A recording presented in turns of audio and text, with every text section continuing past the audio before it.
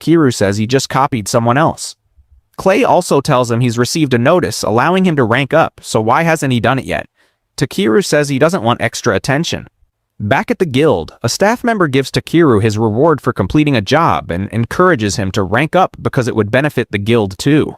But Takeru refuses, saying he enjoys doing low-rank jobs and it keeps unwanted attention away. He simply wants a peaceful life. Suddenly, someone rushes in, saying goblins are attacking. All adventurers prepare for battle. The head adventurer orders all D-rank and higher adventurers to gather at the North Station. He also calls for all healing mages and doctors. He asks if there are any A-rank adventurers in the city.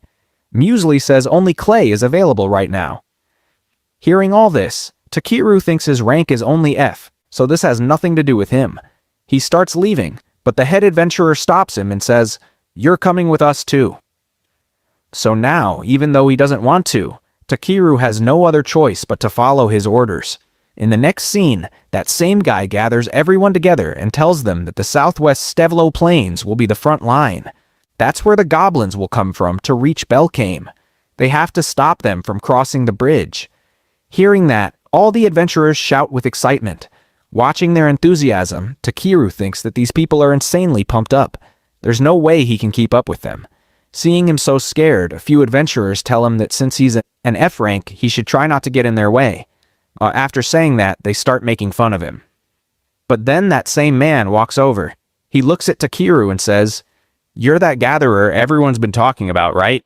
I've heard a lot of good things about you from the guildmaster." He explains that the guildmaster rarely praises anyone like this. After saying that, he stares at Takeru seriously. Takeru just smiles back at him, and seeing that, the man gets surprised and says that Takeru is interesting.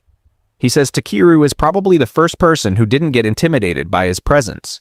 He tells Takeru that even though he doesn't look like it, he believes he can handle himself just fine. He knows Takeru can protect himself, so he should protect whatever it is he wants to protect. After saying that, he walks away and tells Muesli that the rest is up to her. Muesli apologizes to Takeru for the guildmaster's behavior. This is when we realize that the man from earlier wasn't the guildmaster. This guy is. In the next scene, they all reach their destination. That's when Muesli spots a monster and gets terrified. She even starts crying.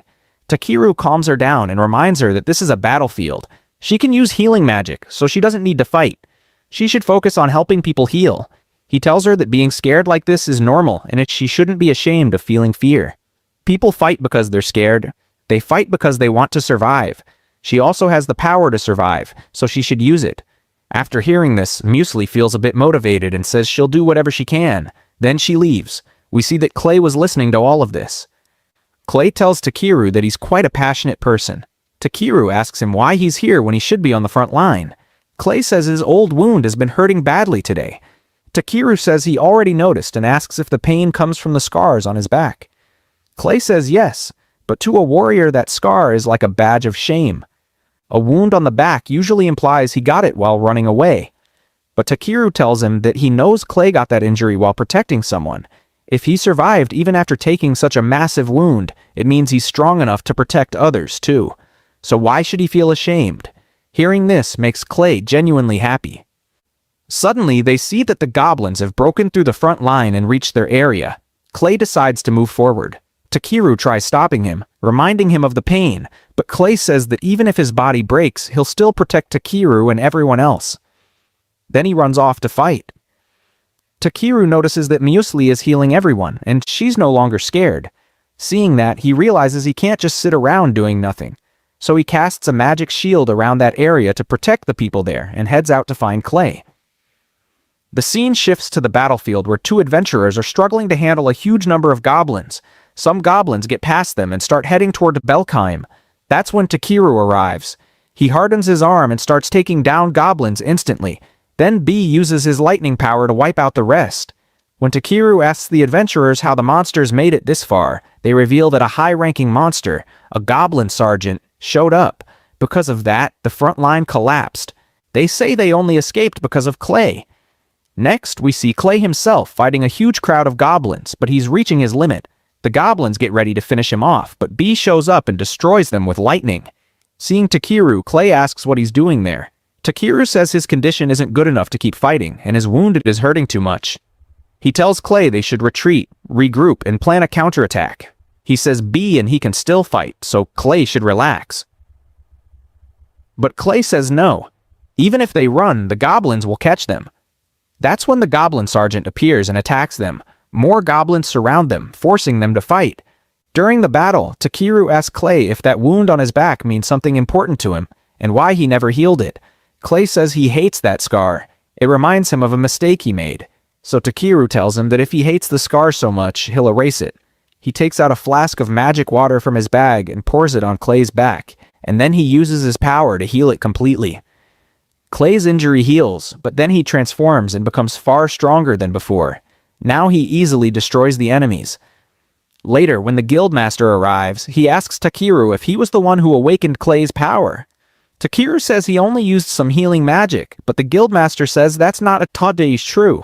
He heard Takeru cast a pretty strong spell on Clay. He asks who Takeru really is.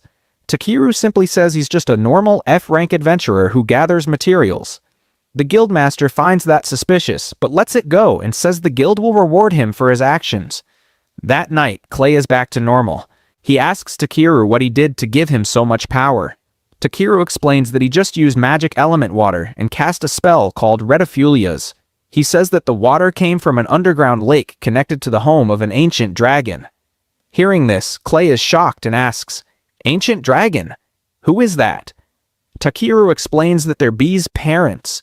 After hearing this, Clay becomes even more surprised and asks Takeru why he poured that water on him in the first place. Takeru says he thought doing that would speed up his healing. Clay then says, "So that means you can use advanced healing spells too?" Takeru replies that he was only copying what he had seen before. Apparently, healing magic becomes far more effective when he imagines the body's composition. It worked because he already knew that the important nerves are concentrated inside the back.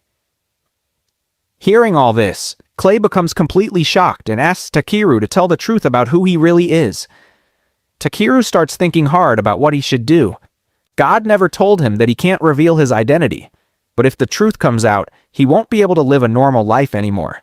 At the same time, he feels guilty because Clay's appearance changed because of him. Thinking about all of this stresses Takeru out. Seeing him troubled, Clay says he doesn't have to tell him anything if it makes him uncomfortable, and apologizes for forcing him. After saying that, Clay begins to leave, but Takeru stops him and says that he trusts him, and that's why he will tell him. He explains that he's from another world. Clay is shocked again and asks if he means he reincarnated. Takeru tells him yes. He already died once and was reborn inside this body. Then we see Takeru explain everything about how he arrived in this world.